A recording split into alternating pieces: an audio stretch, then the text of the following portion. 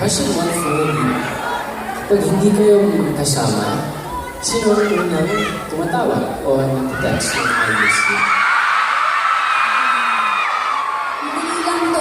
Madali lang to. Romantis ka dati. Ako, ito na nga. Sasagot na nga ako mahal mo naman kita. Kasi makulit ako. Minsan gusto ko inaasal ko siya. Okay? Next question. Clear? Paano yan?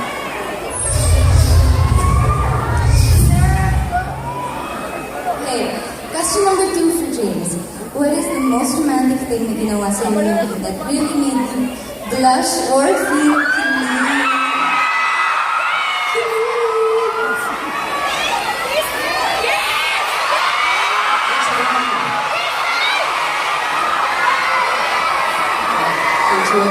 Marami. Especially yung sa birthday ko. Surprise ko naman. And my friends, everyone, especially that. So, mas special. Bakit mahirap ka ng kiss? Sumagot na nga siya eh. Mas special.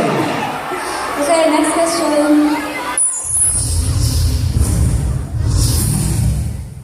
Question number 3 for Nadine. For fun lang, still I met you, your friend Ali had a crush on Basti. In real life, ano reactions mo sa mga gay guys na may crush kay James?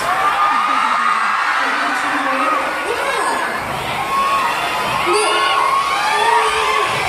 Medyo mahirap yung sagot pero sasagutin ko. Wait lang. Grabe naman yun. Ayaw na naman kami pasagutin. Well, ano eh. Tignan niyo naman yung mukha niya.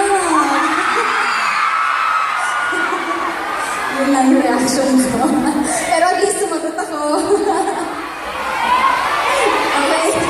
Next question, please.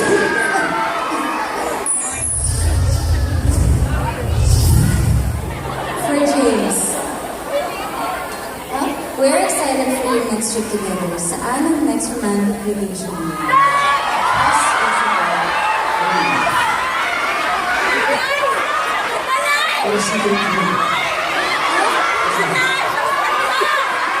So, ano ko sabihin?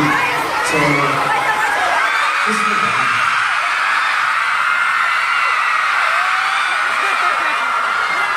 Ayun tayo eh. Tigas ka tapos iiwan mo din ako. So, paano na? Hindi babalik siya. Pero, sa ngayon, gusto